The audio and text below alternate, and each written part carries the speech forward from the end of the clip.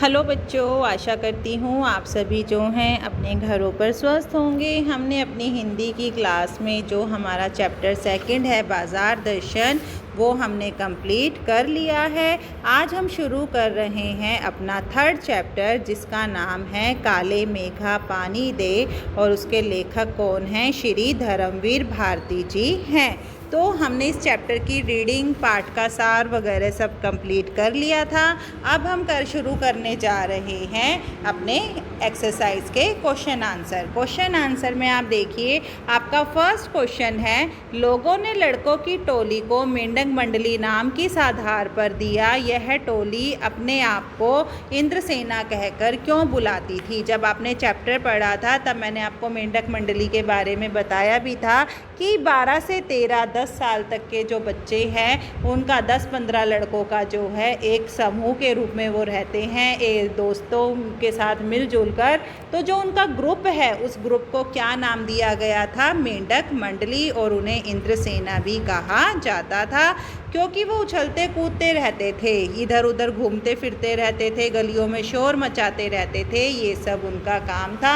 और लोगों ने क्या एक अवधारणा बना रखी थी कि अगर हम इनको पानी देंगे तो इंद्र भगवान प्रसन्न होकर जो है, खुश होकर जो है हमें भी पानी देंगे, जिससे हमारे खेतों में अच्छी फसल होगी, अच्छी फसल बेचकर जो है हम अच्छा दाम कमा लेंगे, और जैसा हमें पैसा मिलेगा हमारे पशुओं को भी जो है अच्छा चारा मिलेगा, साथ ही साथ जो है हम भी अपनी आवश्यकताओं की पूर्ति कर पाएंगे, ऐसा लोगों का मानना था। तो अब देखिए आपका आंसर क्या कहता है।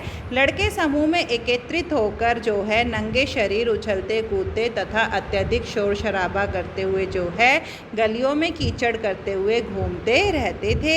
ये गलियों में इधर उधर दौड़ा करते थे। इसी के आधार पर जो है लड़कों को मेंढक मंडली का नाम दिया गया था। जैसे मेंढक कीचड़ में उछल कूद करता है, इधर उधर घूमता है, शोर मचाता है, तो इसी तरह जो है वो भी यही काम करते थे। यह टोली अपने आप को इंद्रसेना जो है इसलिए कहकर पुकारती थी क्योंकि अनावृष्टि से, यानी कि अनावृष्टि होता है कम वर्षा होने से छुटकारा पाने, या वर्षा न होने के कारण जो पानी की कमी होती थी, छुटकारा पाने के लिए जो है लोगों की एक आस्था के कारण इंद्र महाराज को खुश करने के लिए वो ऐसा कार्य करती थी। इनका मानना था कि हमारे इसी कार्य से प्रसन्न होकर जो है इंद्र देवता काले मेघा लेकर वर्षा करेंगे, जिससे गांव, शहर, खेत खलियान जो है वो खिल उठेंगे। अगला प्रश्न है हमारा, जीजी ने इंद्रसेना पर पानी फेंके जाने को किस प्रकार सही ठहराया, या जीजी की धार्मिक आस्था का वर्णन कीजिए। ये प्रश्न ऐसे भी आ सकता है। तो जीजी ने कहा कि जब हम इंद्रसेना पर पानी फेंकेंगे तो इंद्र भगवान जो है हमें पानी कैसे देंगे? अगर हम इंद्रसेना को पानी प्रदान नहीं करते हैं, उस पर पानी नहीं फेंकते हैं, तो इंद्र भगवान जो है हमसे प्रसन्न नहीं होंगे और वो जो है हमें पानी भी नहीं देंगे। यह पानी की बर्बादी नहीं है, बल्कि यह तो पानी का अर्घ चढ़ाना है, जिसे हम कुछ पानी की चाह में लेकर चढ़ाते हैं कि अगर हमें कुछ पाना है तो ईश्वर को हमें खुश करने के लिए कुछ ना कुछ समर्पित करना आवश्यक होता है। मनुष्य जिस वस्तु को दान नहीं देगा तो फिर वह कैसे पाएगा? दान को सबसे अच्छा माना गया है। संसार में ऋषियों मुनियों ने जो है दान को सबसे उच्च बताया है। बिना त्याग, बिना दान दिए जो है कुछ भी नहीं होता है। त्याग भावना से जो दान दिया जाता है उसी से हमें अच्छे फल की प्राप्ति होती है। जिस प्रकार किसान 30-40 मन गेहूं की पैदावार के लिए पहले खेत में 5-6 सेर अच्छे गेहूं की बुआई करता है, उसी प्रकार अगर हम इंद्रसेना को पानी समर्पित करते हैं तो इंद्र भगवान खुश होकर जो है काले मेघा के रूप में बरसकर हमारे सामने आते हैं, और इससे जो है पानी की कमी भी दूर हो जाती है। अब है हमारा तीसरा प्रश्न है, पानी दे गुड़धानी दे, मेघों से पानी के साथ साथ गुड़धानी की मांग क्यों की जा रही है? गुड़ और चने को मिलाकर एक जो हमारा भोजन तैयार किया जाता है उसका नाम यहाँ गुड़धानी रखा गया है। अनावृष्टि के कारण जो है चारों ओर सूखा छा जाता है। शहर की अपेक्षा जो है गांव के हालात खराब हो जाते हैं। कृषि योग्य भूमि जो है सूखकर पत्थर और बंजर होती जा रही है। ज़मीन फटने लगी है, लू के कारण जो है पशु प्यासे मरने लग रहे हैं। मेघों से वर्षा होकर जब सूखी भूमि को फिर से कृषि योग्य बना सकती है, फसलें लहलाने लगेंगी, अनाज की पैदावार होगी तो पशु भी जो है वो प्यासे नहीं मरेंगे, दूध अच्छी प्रकार से दे पाएंगे जिससे धन धान्य की प्राप्ति होगी, चारों ओर खुशहाली फैल जाएगी, सबको खाने पीने की भरपूर सामग्री मिलेगी। इसलिए मेघों से जो है पानी के साथ साथ गुड़ धानी की जो है मांग की जा रही है।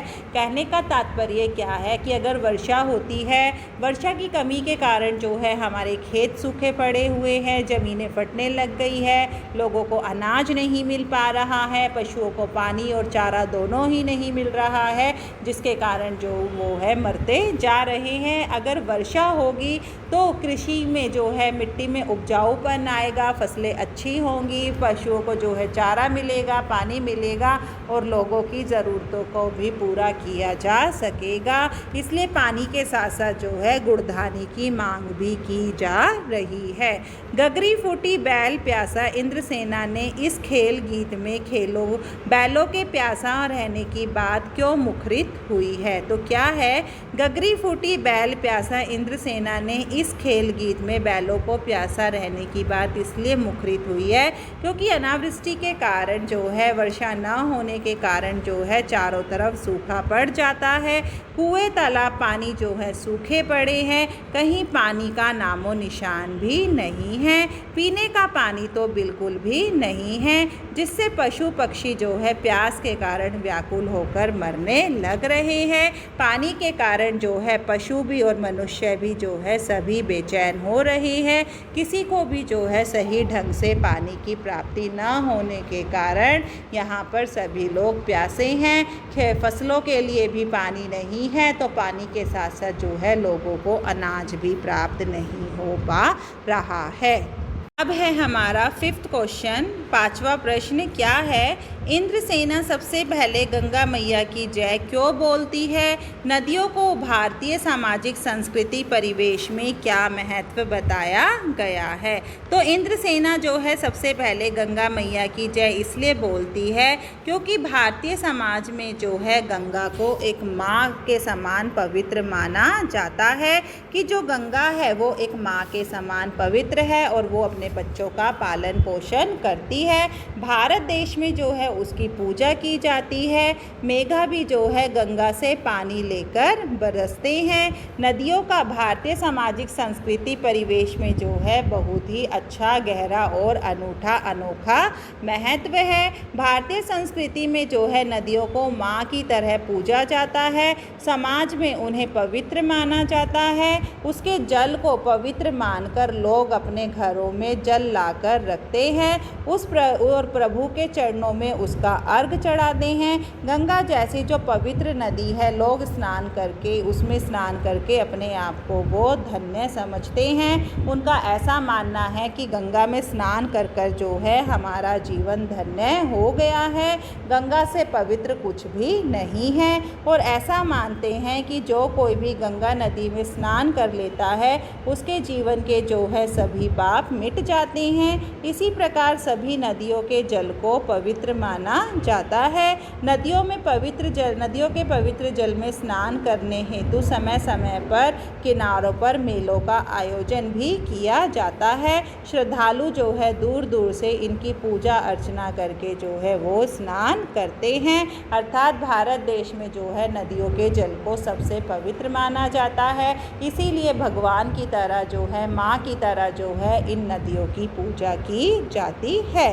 हमारा बुक एक्सरसाइज का आखिरी प्रश्न है, रिश्तों में हमारी भावना शक्ति का बढ़ जाना विश्वासों के जंगल में सत्य की राह खोजती हमारी बुद्धि की शक्ति को कमज़ोर करती है। पाठ में जीजी के प्रति लेखक की भावना के संदर्भ में इस कथन के औचित्य की जो है समीक्षा कीजिए। क्या है, रिश्तों में जब हमारी भावना शक्ति में बढ़ जाती है तो वह विश्वासों के जंगल में सत्य की राह खोजती हुई हमारी बुद्धि को जो शक्ति है उसको कमज़ोर कर देती है। प्रस्तुत पाठ में जो है जीजी लेखक को अपने बच्चे से भी अधिक प्यार करती थी तथा विश्वास रखती थी, लेकिन इंद्रसेना पर जीजी द्वारा कहे जाने पर लेखक पानी नहीं फेंकता है तो जीजी के मन को जो है बहुत ही ज़्यादा ठेस लगती है, क्योंकि ऐसा माना जाता है जिसे हम सबसे ज़्यादा प्यार करते हैं, अगर हम उसे कुछ भी कहेंगे तो वो आँख बंद करके उस पर विश्वास कर लेगा और वह जो है उसी कार्य को करेगा।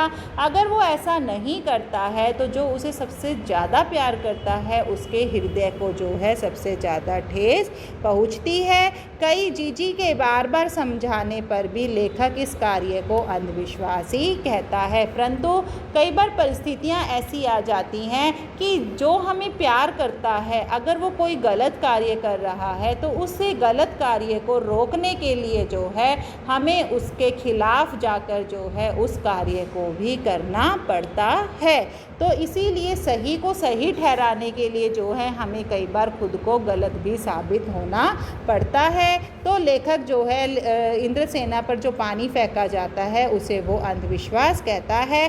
बार बार जीजी की भावना को कुचलने का वो प्रयास करता है, यहाँ तक कि जीजी द्वारा किए गए तर्कों से त्याग में ही दान का फल निहित है। दान को ऋषि मुनियों ने सबसे अच्छा माना है। पानी का अर्घ चढ़ाने पर इंद्रराज जो है हमें बादलों की वर्षा प्रदान करते हैं आदि बताने पर भी वो नहीं समझता है। बार बार जीजी की भावनाओं को वो जो है ठेस पहुंचाकर उनके तर्कों को नकारता हुआ अंधविश्वास और ढकोसला कहता रहता है।